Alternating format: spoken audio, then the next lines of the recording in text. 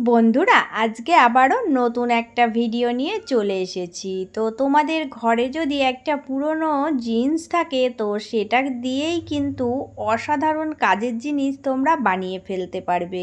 তো আজকের ভিডিওটা কিন্তু মনোযোগ দিয়ে দেখো, তাহলে বুঝতে পারবে যে কত কাজের জিনিস এই পুরনো জিন্সগুলো দিয়ে বানানো যায়।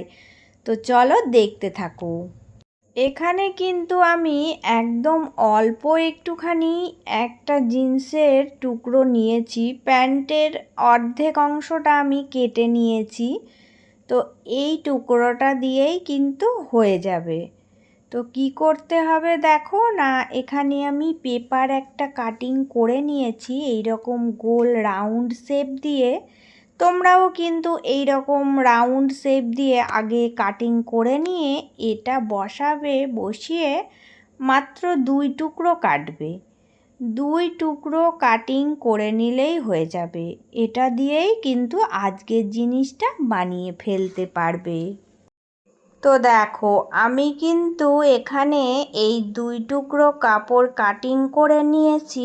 নেওয়ার পরে এবার এই যে ফিতে দিয়ে একটা এই রাউন্ড শেপের চারিদিকটা মেপে দেখব কতটা আছে। ঠিক যতটা মাপ আমার হচ্ছে ততটা আমি কিন্তু লম্বাতে তো 2 টুকরো কাপড় কেটে নেব। এই জিন্সের প্যান্টের যে সাইডের অংশ পড়েছিল ওখান থেকেই আমি মাপ করে 2টো কাপড়ের টুকরো লম্বা লম্বা করে কেটে নেব। এখানে 2 টুকরো আমি কেটে নিয়েছি। লম্বার মাপটা যা ছিল সেটাই রেখেছি, আর চওড়ার মাপটা কিন্তু 2 ইঞ্চি, 1.5 থেকে 2 ইঞ্চি রাখতেই পারো। তো এই মাপেই কেটে নিয়েছি। এবার দেখো কি করতে হবে। এই যে লম্বা অংশটা এটা আমি নিয়েছি, তো এটা আমার কাছে একটা চেন আছে, এই চেনটার মাপে কাটা আছে। তো এই চেনটা কিন্তু এর সাথে জুড়তে হবে। দেখো, এর ওপরে এইভাবে বসিয়ে সোজা একটা নর্মাল সেলাই দিয়ে আগে চেনটা জুড়ে নেবে। তো চেনটা জোড়া হয়ে গেলে এবার কিন্তু এই যে এইভাবে উল্টিয়ে ওপর দিয়ে একটা চাপ সেলাই দিয়ে দেবে। তাহলে কিন্তু চেনটা সুন্দরভাবে বসে যায় আর এর ফিনিশিংটাও খুব ভালো আসে। এবার দেখো, এবার এই যে এই চেনের বাকি এই যে খোলা একটা দিক আছে, এই দিকটা কি করতে হবে না, এই রাউন্ড শেপ যেটা আমি কেটে নিয়েছি এটার সাথে দেখো এইভাবে করে জুড়বো।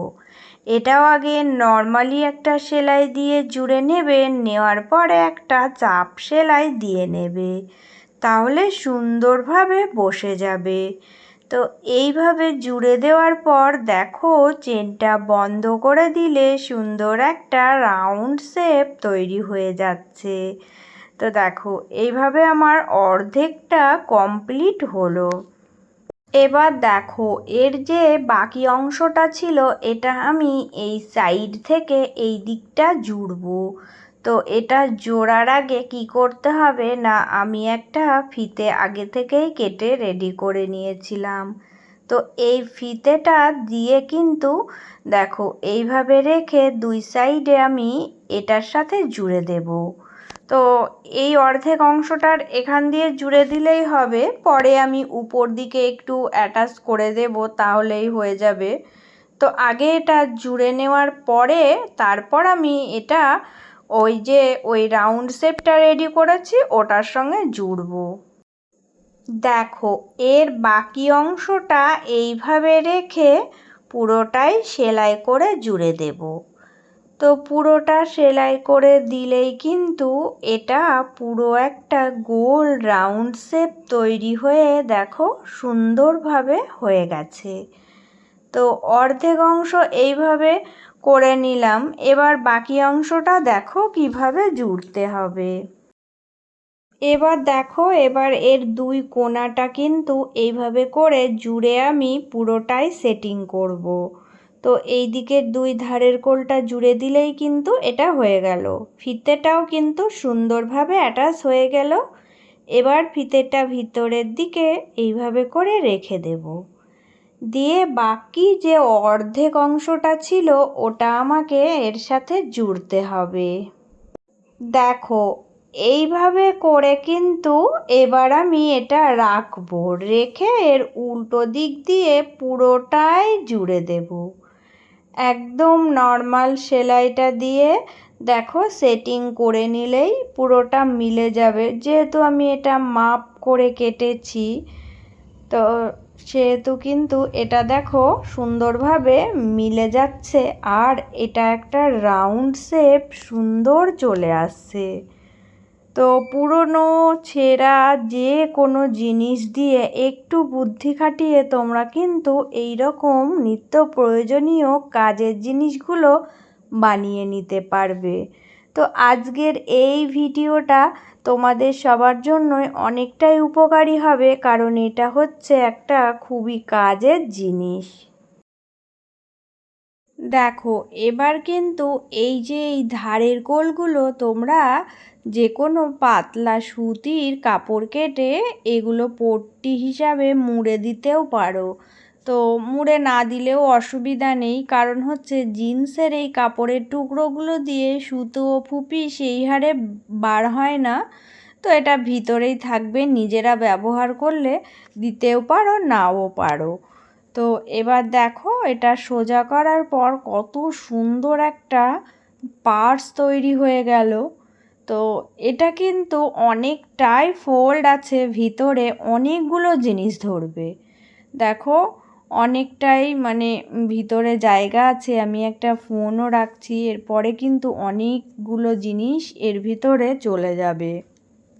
তো এই জিনিসটা একটু নর্মালের ওপরে হয়ে গেল, তো ভাবছি আমি এটাকে আরও একটু সাজাবো। দেখো হাতের কাছে পড়ে থাকা জিনিস দিয়েই আমি এটার একটু লুকটা চেঞ্জ করব। দেখো এখানে আমার কাছে একটা লেসের টুকরো আছে, তো লেসের এই ডিজাইনগুলো মানে যদি কোনো সময় একটু কেটে কুটে দেওয়া যায় তাহলে কিন্তু ভালোই লাগে। তো ভাবলাম এই ফুলগুলো ছোট ছোট করে কেটে ফেলে এর উপর দিয়ে বসিয়ে একটা করে সেট আপ করে দেব, তাহলে কিন্তু এর লুকটা আরও সুন্দর আসবে। তো দেখো কিভাবে কি করছি। দেখো এখানে কিন্তু আমি এইভাবে করে সাজিয়ে দিচ্ছি, তো সামনের দিকটাতেই আমি করব। দেখো এইভাবে করে তোমরা দুটো দিকেই সাজিয়ে সেলাই করে দিতেই পারো, শুধু নর্মাল সুতো দিয়ে সেলাই করে দিলেই থেকে যাবে। আর এটা কিন্তু সুন্দর একটা লুক চলে এসেছে, দেখতে কতটা ভালো লাগছে দেখো।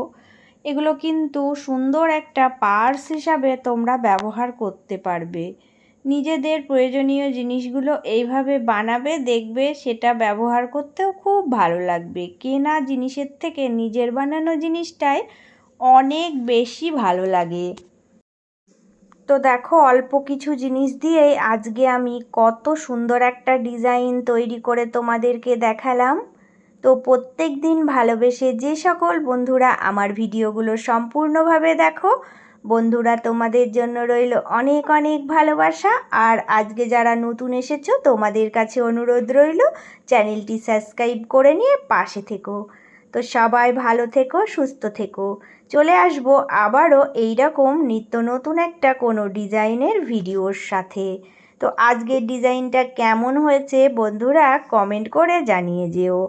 আর তোমরাও এই রকম ডিজাইনের নিত্য নতুন কিছু জিনিস বানিয়ে তোমরা সেগুলো ব্যবহার করো। সবাই ভালো থেকো, সুস্থ থেকো।